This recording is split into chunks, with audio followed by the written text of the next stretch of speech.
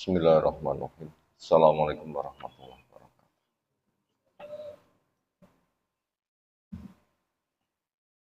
Alhamdulillahirabbil alamin.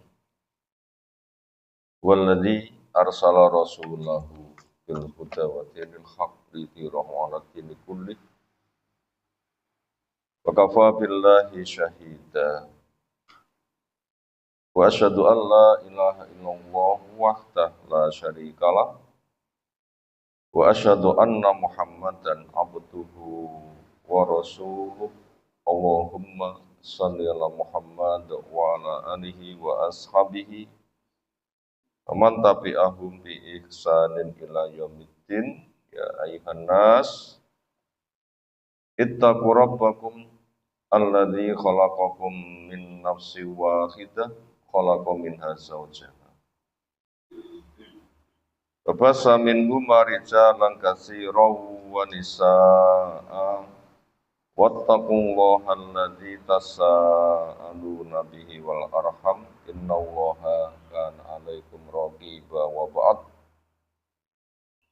Fa inna asdaqal hadisi kitabullah wa khairal hadyi hadi Muhammadin sallallahu alaihi wasallam. Syarrul umuri muhdatsatuha fa inna kulla muhdatsatin bid'ah wa kulla bid'atin dhalalah wa kulla dhalalatin finnar.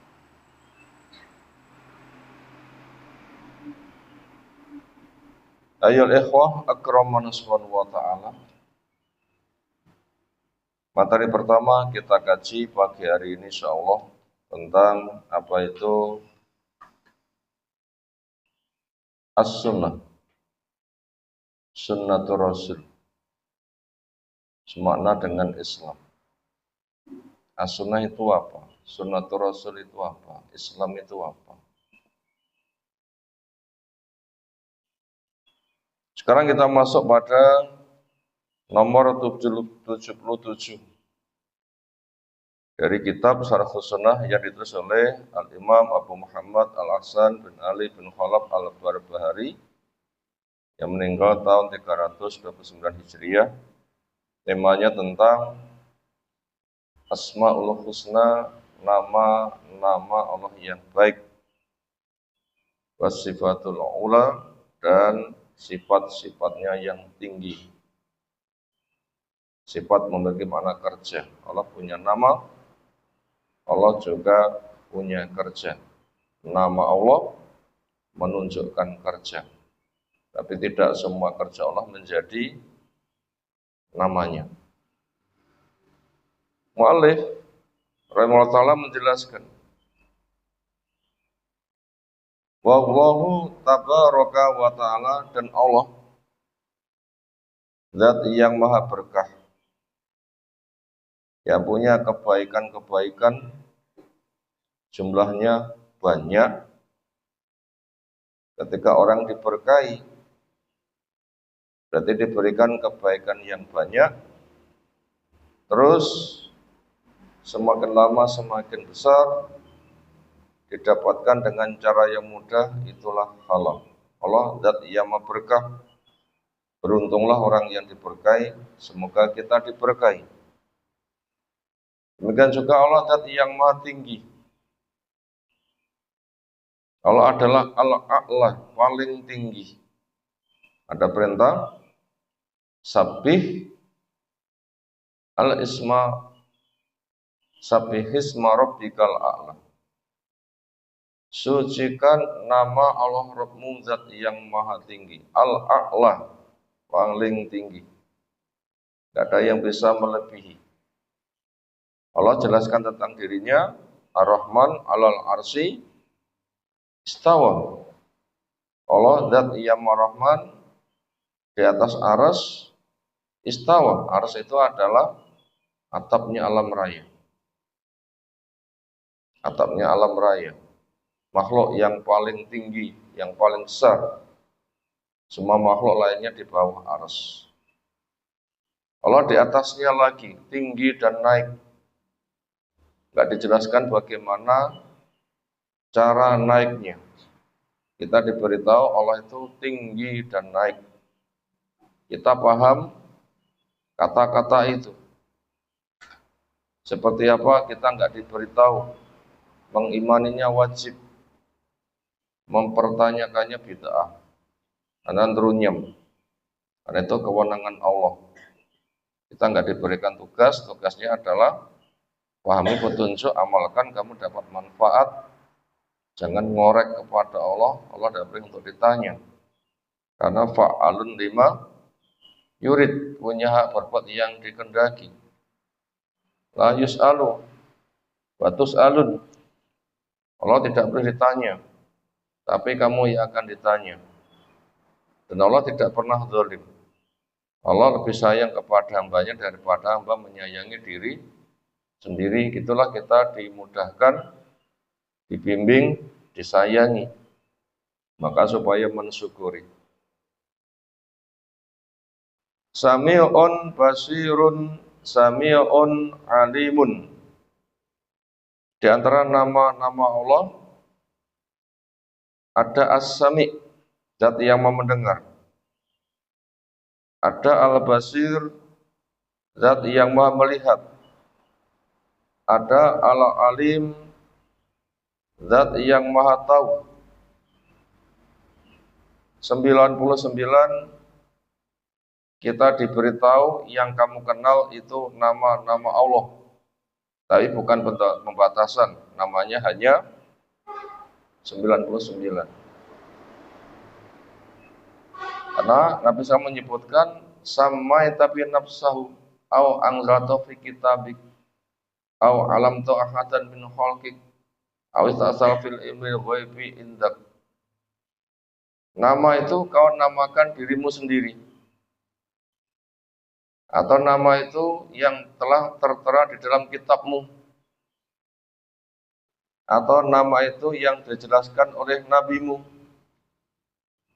atau nama itu yang masih kau miliki, yang tidak kau ajarkan kepada seorang pun di antara hambamu. Itu nama-nama Allah. Kita tidak tahu. Syekh Utsaimin menelaah sampai 108. Bisa dibaca di kitab Qawaidul Muslah. Qawaidul Muslah. Kaidah cara mengimani nama dan sifat Allah Ta'ala. Di sini yang sedang diangkat sebagai pembahasan diantaranya ada As-Sami, Al-Basir, Al-Alim. Zat yang maha mendengar, zat yang maha melihat, zat yang maha mengetahui. Juga dicontohkan di sini diantara sifatnya. Allah menjelaskan tentang dirinya. Di antaranya adalah yadahu mabsutatan. Dua tangan Allah, keduanya terbentang. Berarti kita diberitahu Allah menjelaskan tentang dirinya bahwa Allah itu bertangan. Makna tangan paham. Seperti apa tidak boleh untuk disama-samakan. Mengimaninya wajib, memang diberitahu. Mempertanyakannya runyam, haram. Karena bukan kewenangan kita. Apabila dikejar terus seperti apa? Sesuai dengan keagungannya. Allah nggak sama dengan makhluknya. Allah bertangan, tangan Allah nggak sama dengan tangan makhluknya. Yang keduanya itu terbentang. Bal yadahu mabsutatan yunfiqu kaifa yasha. Sebagaimana di Al-Maidah ayat yang ke-64. Karena orang Yahudi menuduh ketika Allah membuat syariat supaya orang itu infak, Allah boleh jaluan. Na'udzubillahi min dzalik, tuduhan yang keji. Justru tangan mereka yang terbelenggu. Karena memang mereka tuh kikir. Kenapa? Kikir gak berderma, berusaha, tapi malah menuduh Allah itu yang kikir. Yang benar Allah itu adalah kedua tangannya terbentang. Memberikan infak sebagaimana yang ia kehendaki. Ketika Allah mengimbau supaya orang memberikan pinjaman, itu bahasa yang dipakai untuk masuk ke dalam alam makhluk, bukan menjelaskan keberadaan Allah itu butuh bantuan. Adapun Allah sendiri tentang maha kayanya, jelas maha kaya. Al-Ghani, Al-Basit, Ar-Razak, zat yang maha kaya, yang membentangkan rezeki, zat maha pemberi rezeki. Yang kekayaan Allah, hadis sahih menceritakan bisa dibaca di Arba'in Nawawi diantaranya. Bila jinnya, manusianya sejak awal sampai akhir di waktu yang sama menengadahkan tangan, minta, no, semuanya diberi. Kalau kita diberi kesempatan, mintalah apa yang kita minta.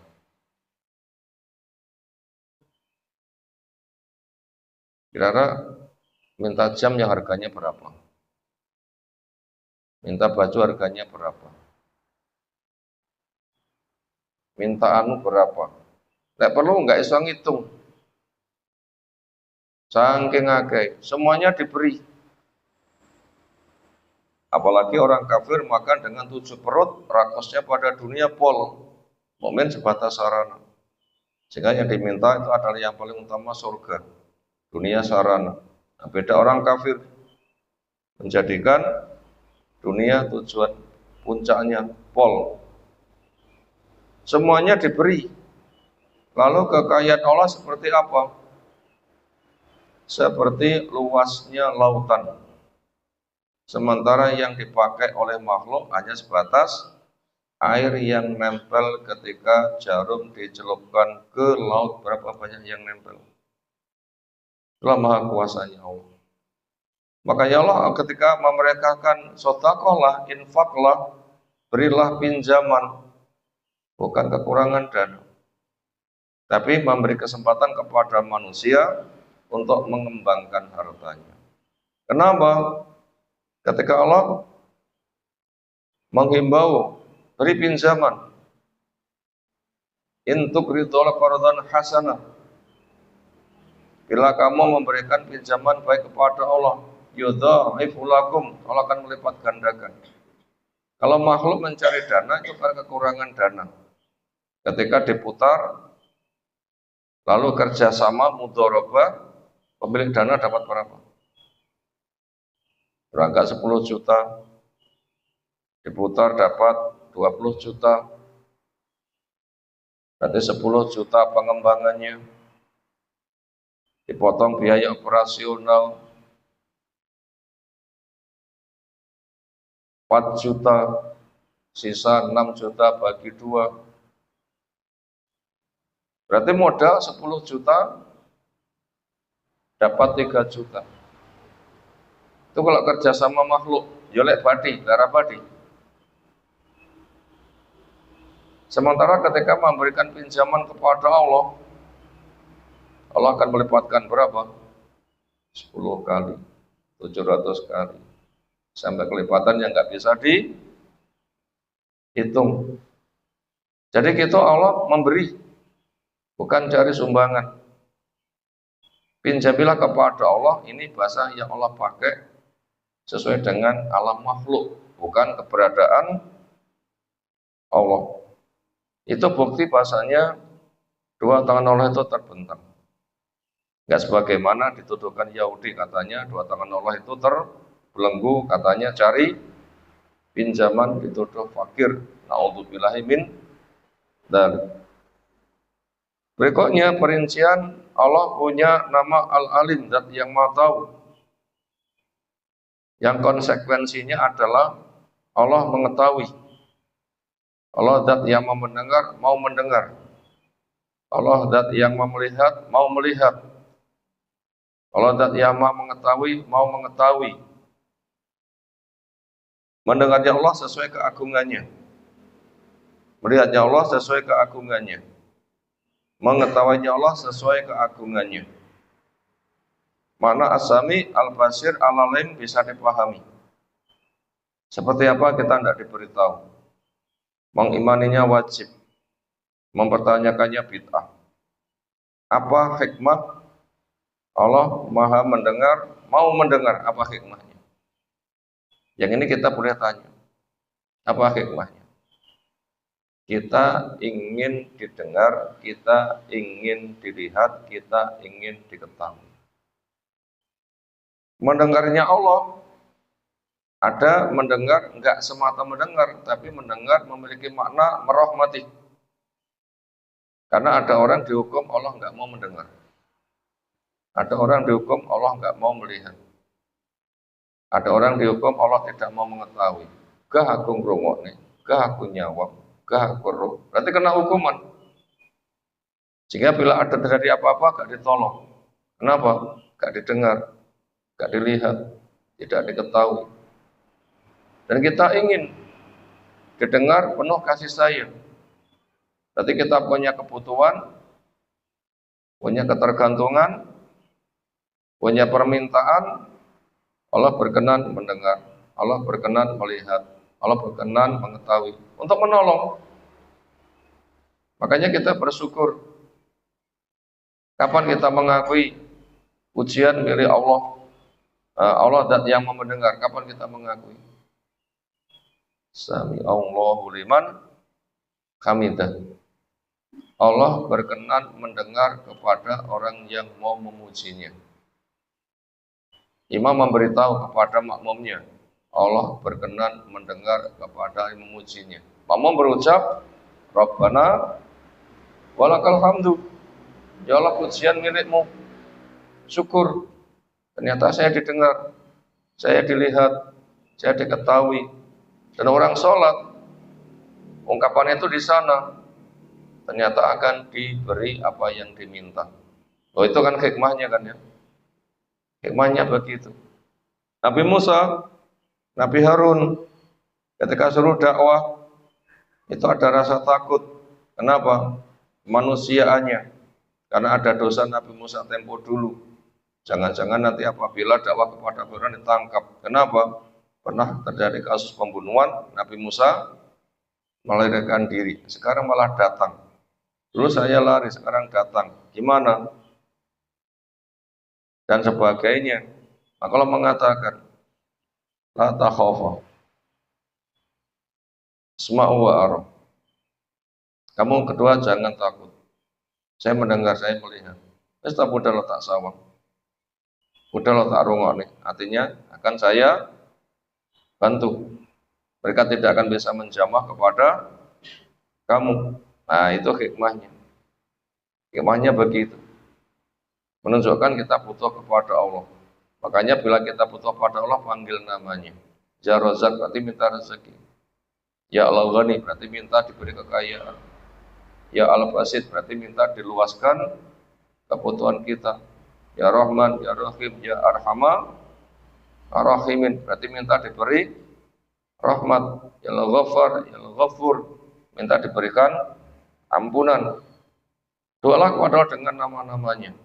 Walillah asmaul husna wad'uhu iya. Oleh butuhnya nama-nama yang baik. Bila berdoa sebut nama-namanya. Ya Hayyu Ya Qayyum bi rahmatika astaghis. Wa idzat ya maha hidup, maha berkarya, hanya semata rahmat saya minta tolong. Maknanya seperti itu. Engkau hidup tidak mati, enggak ngantuk, enggak lelah. Engkau selalu menjaga, menolong, membantu, punya kerja ini itu. Hambamu yang lemah minta kepadamu, berilah. Nah, gitu kan. Pagi kita sudah dibimbing dengan mengadu pada Allah, Ya Hayyu Ya Qayyum bi rahmatika astaghis aslis anikullah wala takilni ila nafsi tarfata ainin. Ya Allah, Zat yang Maha Hidup berkarya, semata dengan rahmat saya minta tolong. Jangan kau serahkan urusanku untuk kau pikul sendiri walaupun hanya sekejap mata, walaupun hanya keredipan mata. Bila engkau tidak menolong, saya tidak bisa. Berikutnya diperinci tentang Allah yang punya nama Al-Alim, punya kerja alimah, mengetahui. Qad alimah sungguh mengetahui Allah. Annal khalqa sesungguhnya makhluk ya sunahu ke depan ada yang akan maksiat kepadanya qabla ayyahluqam sebelum Allah mencipta mereka. Di sini kita diberitahu objek yang Allah ketahui, apa yang Allah ketahui? Yang sudah, yang sedang, maupun yang akan datang. Apa yang Allah ketahui? Yang sudah terjadi, yang sedang terjadi, maupun yang akan terjadi secara umum maupun terperinci. Andaikan terjadi seperti apa, Allah tahu persis. Kenapa? Itulah Al-Alim. Yang ada hanya ketakjuban.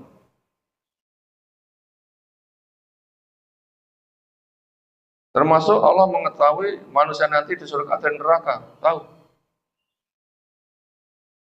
Siapa yang taat, siapa yang durhaka. Tahu. Sebelum makhluk dicipta, Allah tahu si A, si B nanti akan maksiat kepada saya. Tahu. Jangan ditanyakan kenapa. Memang Allah itu zat yang maha tahu. Kita ambil hikmahnya. Kayak ngono, karena diketahui dan akan mendapatkan balasan. Bagaimana saya dibalas dengan yang baik. Nah, nanti begitu mestinya caranya. Jika sudah dibentuk, saya diketahui akan dibalas, maka saya menyiapkan amalan yang baik. Ketika diketahui dibalas, kebaikan yang akan dapat saya dapatkan. Bukan kejelekan. Disitulah ada ihsan. Romongso diawasi oleh Allah Ta'ala.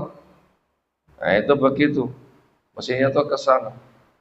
Ilmuhu nafidun bihim. Ilmu Allah nembus kepada mereka. Gak ada yang tertutup dari maha taunya Allah. Delik gak konangan. Adakah? Wong iso delik gak konangan. Allah gak tahu. Gak ada. Tembus. Sampai alimun bidatis sudur. Tahu apa yang ada di benak manusia.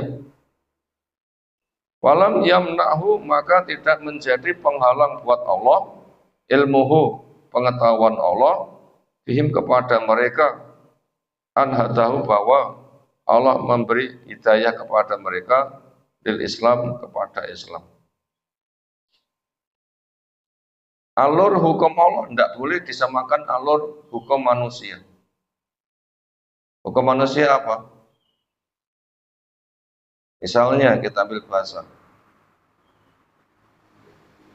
Pengen tahu ketika lewat jembatan enggak putus, enggak kecebur, ya kan? Tempat A, tempat B dibatasi oleh jurang atau sungai, lalu dipasang jembatan, orang yang lewat apa maunya? Selamat tidak kecebur, ya kan? Ini alam manusia. Bila manusia diberitahu jembatan itu akan roboh 5 menit lagi, maka jangan lewat. Kenapa? Memang dicepoti, mau dibongkar. Sekarang sedang proses nyepoti muri. 5 menit lagi selesai. Nah, itu perkiraannya nanti akan roboh. Ini kira-kira orang mau lewat nggak? Mau lewat nggak? Alami wong loh ini. Alami manusia. Mau lewat nggak? Oh nggak ada. Jadi dangdangi, jadi isolasi. Nyapa ngerti apa kecemplung, apa ambro, nggak mau lewat karena nggak ingin kecebur. Itu alam manusia. Tapi hukum Allah nggak boleh begitu. Allah tahu wong pi akan maksiat. Lek alame manusia, lek ngono nggak usah tak cipta. Itu alame manusia. Tapi kehendak Allah nggak begitu. Walaupun Allah tuh ngerti, wong pi ape maksiat. Tapi Allah nggak mengatakan, "Oh, lek ngono nggak saya cipta." Oh, nggak ngono. Nggak begitu.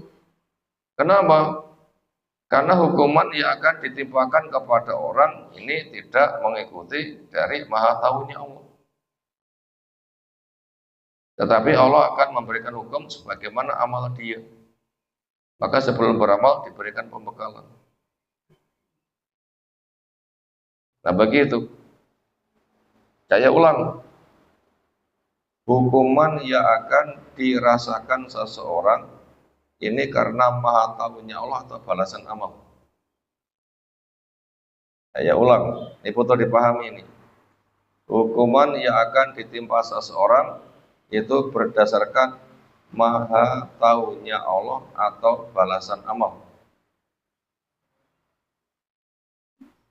Hukum yang akan diterima, balasan yang akan diterima seseorang berdasarkan maha tahunya Allah atau berdasarkan balasan amal.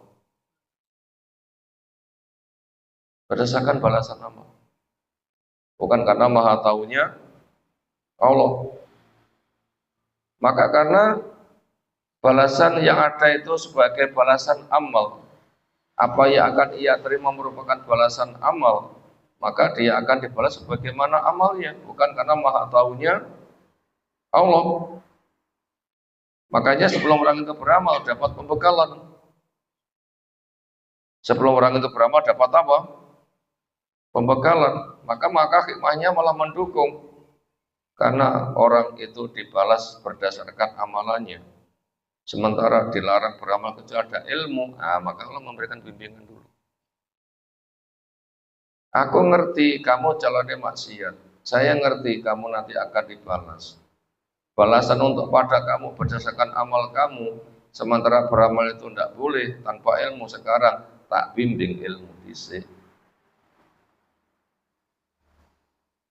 Sehingga bila kamu nanti dapat apa-apa, kamu nanti akan dikaitkan dengan amalmu, bukan dari maha tahunya Allah. Nah, ini penting pemahaman ini. Ini penting pemahaman ini. Bagaimana pembekalan yang Allah berikan? Sehingga orang mendapatkan sesuatu itu berdasarkan amalnya, bukan karena maha tahunya Allah. Justru maha tahunya Allah akan begini, Allah memberikan pembekalan, malah begitu mestinya. Makanya Allah memberikan pembekalan. Apa pembekalannya? Penegakan hujah. Apa tanda hujah itu tegak? Satu, orang diberikan kesempatan hidup masuk masa balik. Ini tanda-tanda penegakan hujah. Satu, apa? Dicipta, hidup, lalu masuk masa balik. Hidup, masuk masa balik. Itu nomor satu. Nomor dua, diberikan kelengkapan indera. Mendengar, melihat, bisa berpikir. Mendengar, melihat, bisa berpikir. Ini pembekalan yang kedua dari unsur penegakan hujjah. Nomor tiga, diberikan arahan. Nomor tiga apa? Diberi arahan. Kilo jalan surga. Ini. Banyak itu perinciannya. Inilah jalan neraka. Ini. Banyak perinciannya. Tes, krungu, paham, dong, mudeng, ngerti, pun. Lalu dihimbau. Lalu diberi pembekalan. Apa itu pembekalannya? Apik, cocok, elek, benci. Punyakah rasa itu pada diri kita? Apik, cocok, elek, benci. Punya pada diri kita? Memang kita diberi. Apik, cocok, elek, benci. Lalu diberi kemampuan.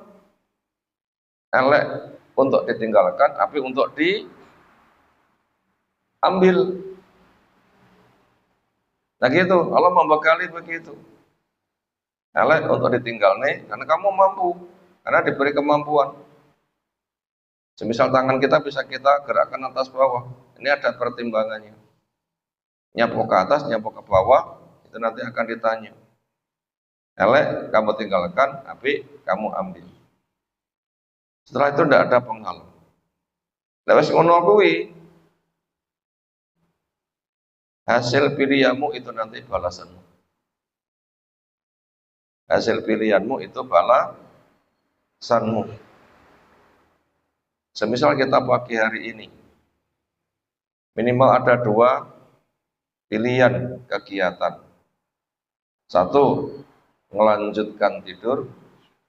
Dua, datang ke masjid. Potensikah kita terusnya tidur? Potensikah kita terusnya tidur? Jawab, berpotensi.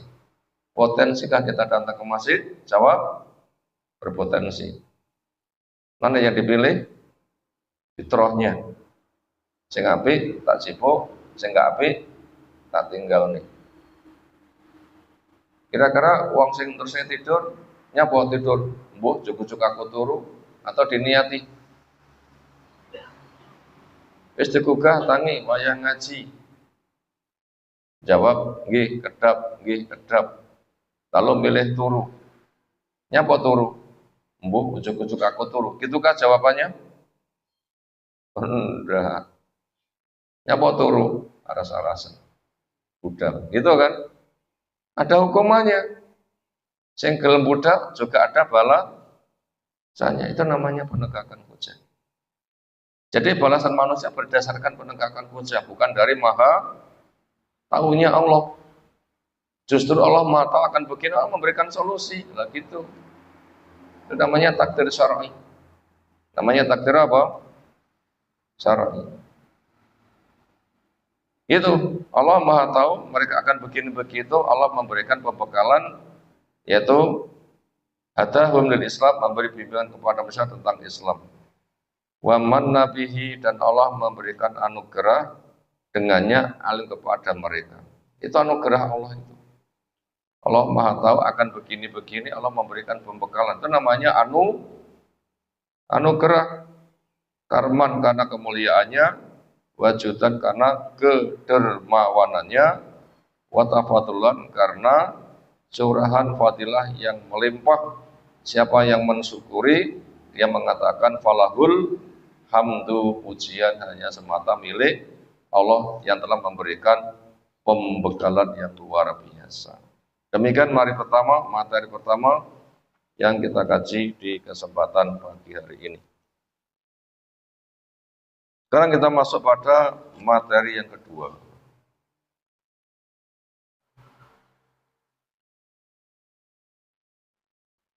Dari kitab fikih Al-Wajiz masih bab zakat.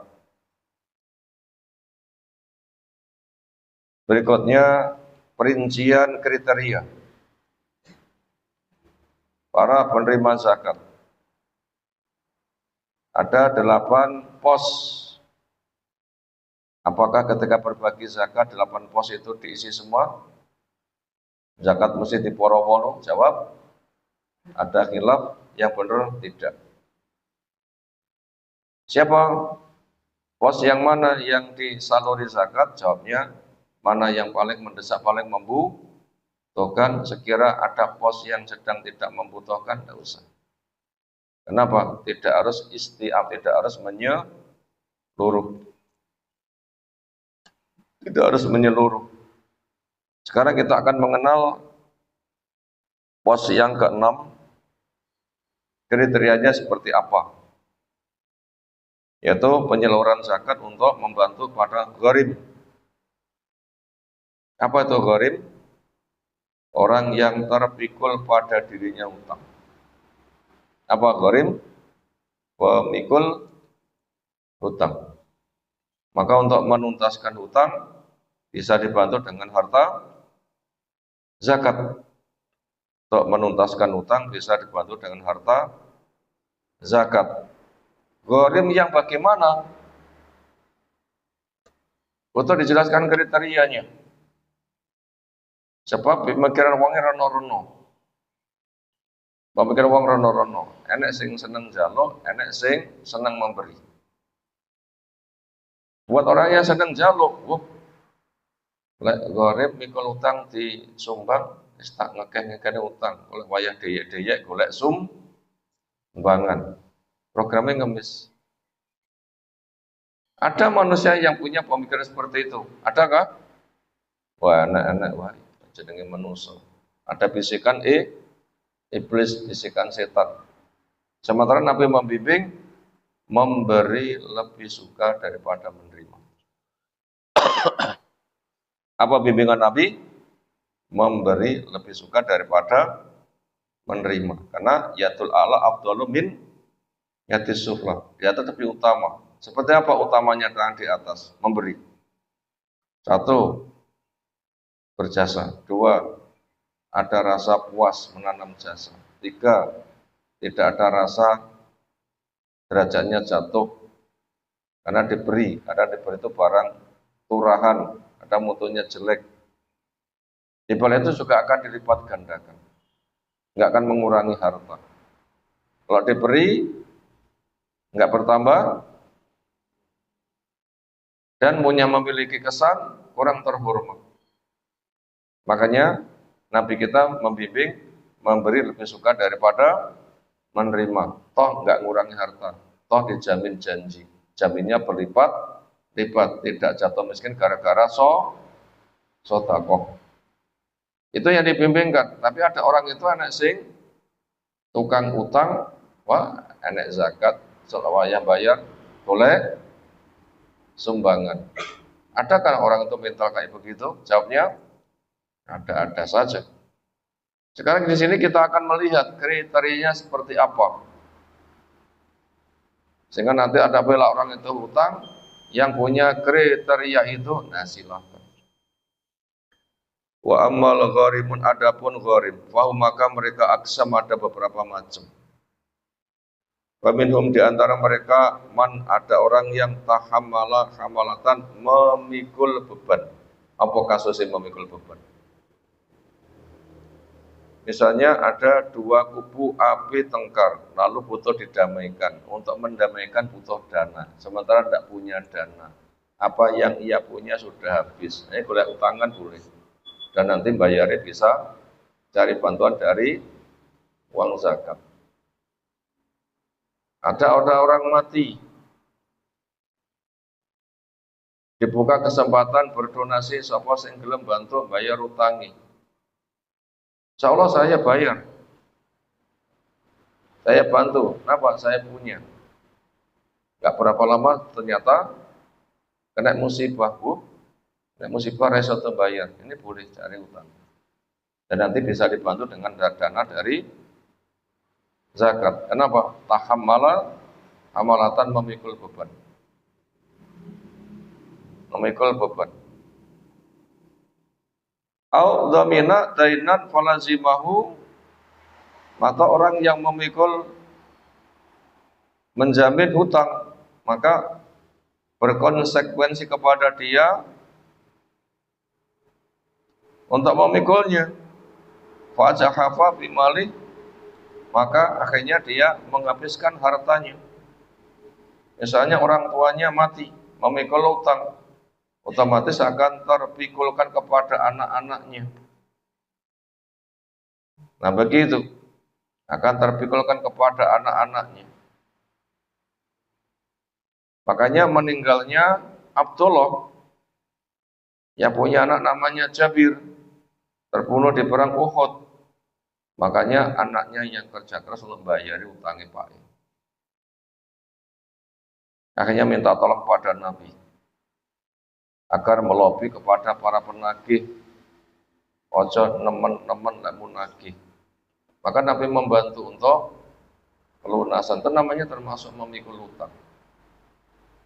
Maka orang yang seperti itu nanti bisa dibantu dari baitul malah dari uang zakat. Au gharima fi ini, atau menjadi gharim untuk menunaikan hutangnya.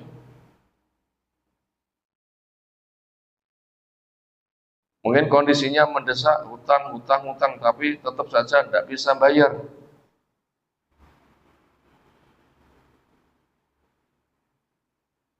Tidak ada yang digunakan untuk bayar, nah, nanti bisa. Tapi bukan profesi. Au fi maksiyatihi, au fi maksiatin sumatab, atau ada kasus maksiat lalu tobat. Apa kasus maksiat? Ya dulu ketika masih jahiliyah banyak dosa, rampok, ngerampas, korupsi, dan macam-macam. Kemudian dapat hidayah tobat. Islam akan menghapus dosa-dosanya, yang otomatis itu di depan Allah, di depan makhluk tetap ada hak-hak makhluk. Makanya maksiatnya dulu pernah ngerampok dan macam-macam itu banyak merampas harta orang. Tobatnya sekarang kudu balik nih. Karena minta kepada mereka tolong dimaafkan, tidak bisa balik no. Kudu balik nih. Kenapa? Makhluk diberikan hak. Nah, ketika dia tobat dari maksiatnya, punya tanggungan harta, nah itu juga bisa dibantu dari harta zakat. Fahaula, maka mereka itu yudfa'u ilaihim, zakat bisa disalurkan kepada mereka. Wal aslu fi adal bab, dan sebagai landasan pada bab ini disimpulkan begitu. Mana dalilnya yang melandasi? Hadisnya Qabisah bin Mukharik al-Hilali radhiyallahu tahamaltu hamalatan, saya memikul beban. Semisal mendamaikan pihak yang bertikai butuh dana, akhirnya apa yang ia miliki terbatas, akhirnya bisa dibantu beban yang ada dari zakat. Fata itu maka saya datang Rasulullah SAW, as'aluhu fiha, saya minta pada beliau berkaitan pemikulan beban ini, bagaimana penyelesaiannya, minta bantuan untuk bayar utang. Wakal maka jawabnya, hakim, tunggulah, intadir, hatta tak diana, sehingga datang kepada kami as-shadaqatu, zakat. Wanak merolakan, nanti saya perintahkan untuk diserahkan kepada kamu biar dengan zakat.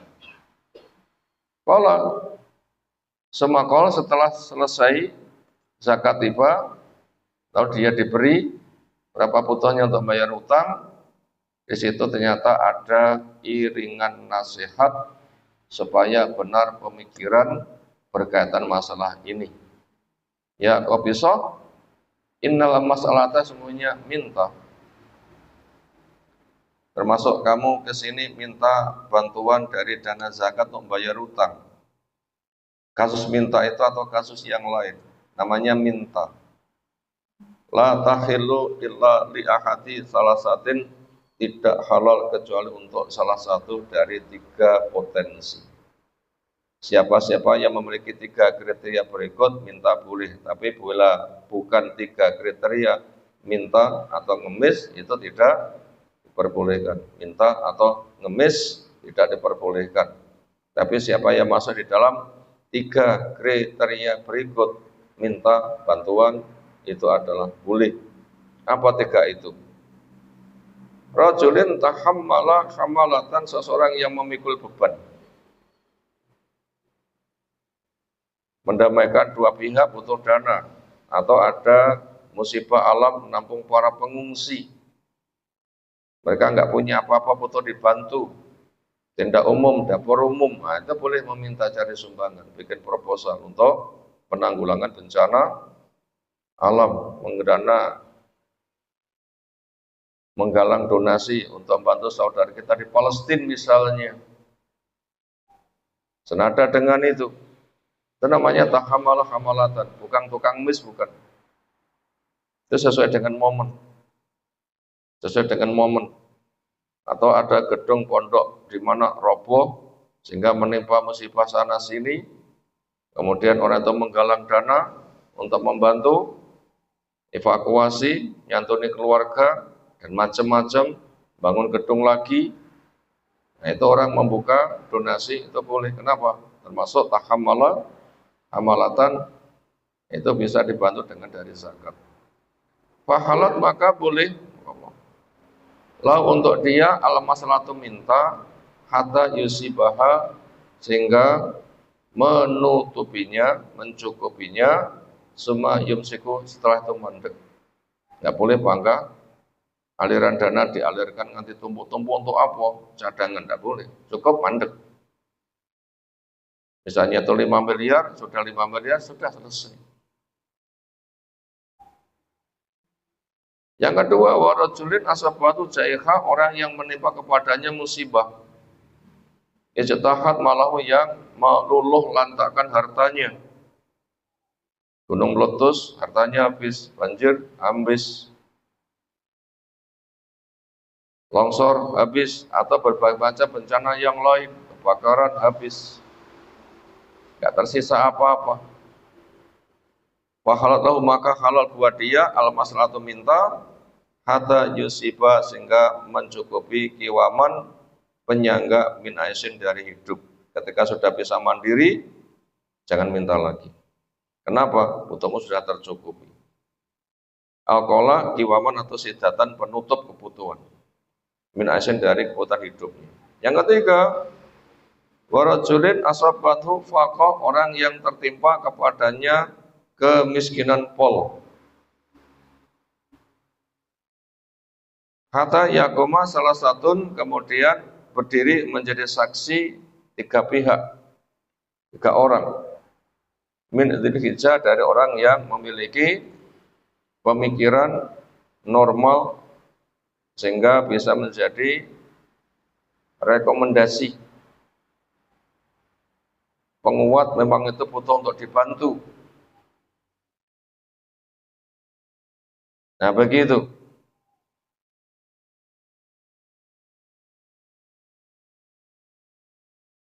Lakot asobat fulanan fakoh, sungguh menimpa kepada si fulan kemiskinan yang sangat. Maka dia layak untuk dibantu. Karena butuh gawadi, A, B, C bantu belum cukup. Karena saking besarnya musibah. Makanya fahlatlahu ala masalah, boleh kepadanya minta hatta yusiba sehingga dia mendapatkan kiwaman penutup min aisin dari kehidupannya, akola sidatan min aisin, kiwam atau punya mana sidat, penutup dari kebutuhan hidupnya. Kama siwahunas, bagaimana yang lain-lain minal masalah, dari masalah yakobiso. Maka selain dari disebutkan di atas, ada tiga macam orang itu boleh meminta. Pertama, memikul beban. Yang kedua, kena musibah alam, itu istilahnya. Yang ketiga, memang jatuh miskin. Tiga itu boleh meminta. Adapun selain dari tiga, waikobiso, suhtan yakulu asohibu, suhtan itu barang haram. Pelakunya berarti dia melakukan makan barang yang diharamkan. Demikian materi kedua telah kita kaji pagi hari ini, mengenal kriteria gharim itu seperti apa. Berikutnya seolah bisa kita kaji menyusul. Semoga yang telah kita sampaikan Allah berikan ilmu bermanfaat untuk kita semuanya. Ada tanggapan silakan.